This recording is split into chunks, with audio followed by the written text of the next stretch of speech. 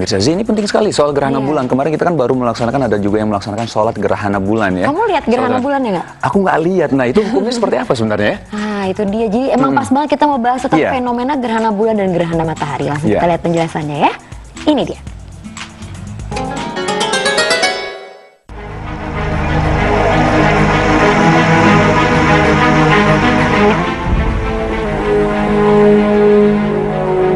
Fenomena gerhana bulan dan matahari. Pemirsa beriman, pada hari Rabu 8 Oktober 2014 lalu telah terjadi gerhana bulan total.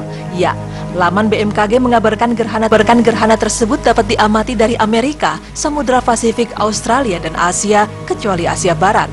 Gerhana ini juga dapat diamati dari wilayah Indonesia. Gerhana bulan adalah peristiwa ketika terhalangnya cahaya matahari oleh bumi, sehingga tidak semuanya sampai ke bulan. Peristiwa yang merupakan salah satu akibat dinamisnya pergerakan posisi matahari, bumi, dan bulan ini hanya terjadi pada saat fase purnama dan dapat diprediksi sebelumnya. Sedangkan gerhana matahari adalah peristiwa terhalangnya cahaya matahari oleh bulan, sehingga tidak semuanya sampai ke bumi dan selalu terjadi pada saat fase bulan baru. Nah pemirsa, dalam ajaran agama Islam, seperti yang kita ketahui, ketika terjadi gerhana, maka kita diwajibkan untuk melaksanakan sholat gerhana. Namun adakah dalil yang menunjukkan hal tersebut? Berikut tim berita Islami masa kini memaparkannya untuk Anda. Jika seseorang menyaksikan gerhana, maka orang tersebut dianjurkan untuk melaksanakan sholat gerhana. Nah pemirsa, lalu apa hukum sholat gerhana? Pendapat yang terkuat adalah, bagi siapa saja yang melihat gerhana dengan mata telanjang, maka ia wajib melaksanakan sholat gerhana. Seperti sabda Rasulullah SAW, jika kalian melihat gerhana tersebut, matahari atau bulan, maka bersegeralah untuk melaksanakan sholat. Hadis riwayat Bukhari 1047. Karena dari hadis tersebut menjelaskan mengenai hukum sholat gerhana yang mengandung kata perintah, yakni jika kalian melihat gerhana tersebut, bersegeralah untuk sholat. Maka menurut kaidah usul fikih, maksud dari hadis tersebut, hukum melaksanakan sholat gerhana adalah wajib. Pendapat yang menyatakan wajib inilah yang dipilih oleh Asy-Syaukani, Siddiq Hasan Kun, dan Syekh Al-Albani rahimahullah. Namun yang menjadi catatan adalah, jika di suatu daerah tidak nampak gerhana, maka tidak ada keharusan melaksanakan sholat gerhana. Karena sholat gerhana ini diharuskan bagi siapa saja yang melihatnya seperti yang disebutkan dalam hadis tadi. Dan waktu pelaksanaan sholat gerhana adalah ketika gerhana muncul sampai gerhana tersebut hilang. Dari Al-Mughirah bin Syubah, Rasulullah SAW bersabda, matahari dan bulan adalah dua tanda di antara tanda-tanda kekuasaan Allah. Kedua gerhana tersebut tidak terjadi karena kematian atau lahirnya seseorang. Jika kalian melihat keduanya, berdoalah kepada Allah, lalu sholatlah hingga gerhana tersebut hilang atau berakhir. Hadis riwayat Bukhari 1060 dan Muslim 904.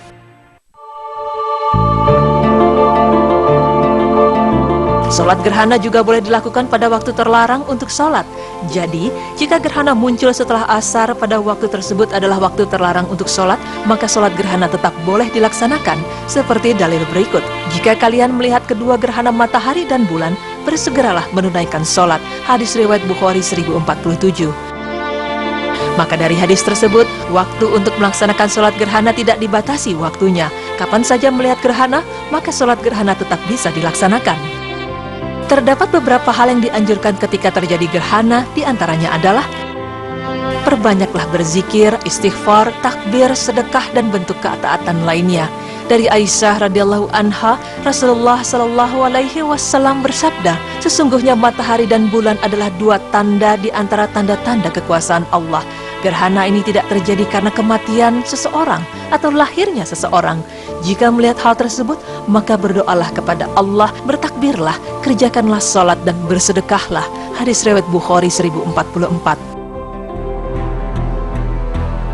Keluar untuk mengerjakan sholat gerhana secara berjamaah di masjid. Salah satu dalil yang menunjukkan hal ini, seperti dalam hadis dari Aisyah, bahwasanya Rasulullah SAW mengendarai kendaraan di pagi hari. Lalu terjadilah gerhana. Lalu Rasulullah melewati kamar istrinya yang dekat dengan masjid. Lalu beliau berdiri dan menunaikan sholat. Diriwayatkan dari hadis riwayat Bukhari 1050. Dalam Fathul Bari 4 atau 6, Ibnu Hajar mengatakan bahwa Wanita boleh ikut serta melakukan sholat gerhana bersama kaum pria di masjid. Namun jika ditakutkan keluarnya wanita tersebut akan membawa fitnah atau menggoda kaum pria, maka sebaiknya mereka sholat sendiri di rumah. Lihat pula dalam Sahih Fiqh Sunnah 1345. Dan yang keempat, hal-hal yang dianjurkan ketika terjadi gerhana adalah menyeru jamaah dengan panggilan as-salatu jamiah dan tidak ada azan maupun iqamah. Dari Aisyah radhiyallahu anha, beliau mengatakan bahwa pada zaman Rasulullah sallallahu alaihi wasallam pernah terjadi gerhana matahari. Beliau lalu mengutus seseorang untuk memanggil jamaah dengan as-salatu jamiah, yang artinya mari kita lakukan salat berjamaah. Orang-orang lantas berkumpul, kemudian Rasulullah maju dan bertakbir. Beliau melakukan 4 kali ruku dan 4 kali sujud dalam 2 rakaat. Diriwayatkan dalam hadis riwayat Muslim 901.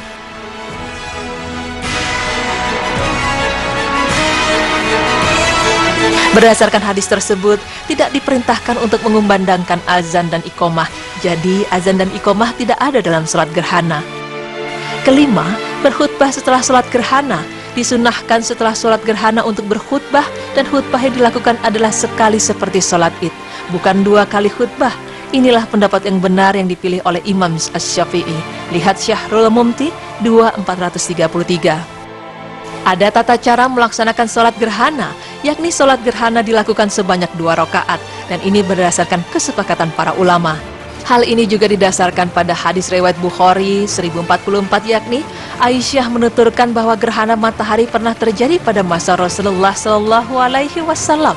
Lantas Rasulullah bangkit dan mengimami manusia, dan beliau memanjangkan berdiri. Kemudian beliau ruku dan memperpanjang rukuknya. Kemudian beliau berdiri lagi dan memperpanjang berdiri tersebut, namun lebih singkat dari berdiri yang sebelumnya. Kemudian beliau ruku kembali dan memperpanjang ruku tersebut, namun lebih singkat dari ruku yang sebelumnya. Lalu beliau sujud dan memperpanjang sujud tersebut, dan pada rakaat berikutnya beliau mengerjakannya seperti rakaat pertama. Lantas beliau beranjak usai mengerjakan sholat tadi, dan matahari pun telah nampak.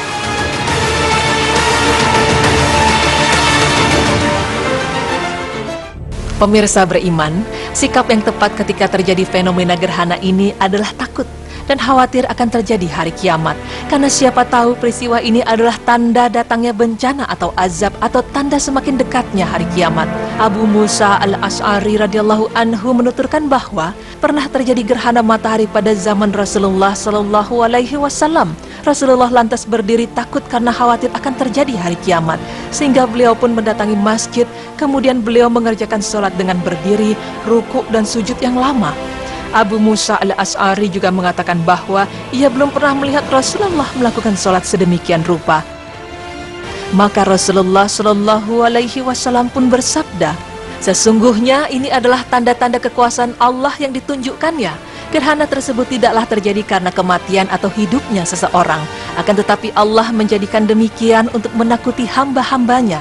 Jika kalian melihat sebagian dari gerhana tersebut, maka bersegeralah untuk berzikir, berdoa dan memohon ampun kepada Allah. Hadis riwayat Muslim 912. Maka hendaknya seorang mukmin merasa takut kepada Allah serta khawatir akan tertimpa azabnya, karena Rasulullah Shallallahu Alaihi Wasallam saja sangat takut ketika itu. Padahal kita semua tahu bersama bahwa beliau adalah hamba yang paling dicintai Allah. Lalu mengapa kita hanya melewati fenomena semacam ini dengan perasaan biasa saja? Mungkin hanya diisi dengan perkara yang tidak bermanfaat dan sia-sia, bahkan mungkin diisi dengan berbuat maksiat. Na'udzubillah min dzalik.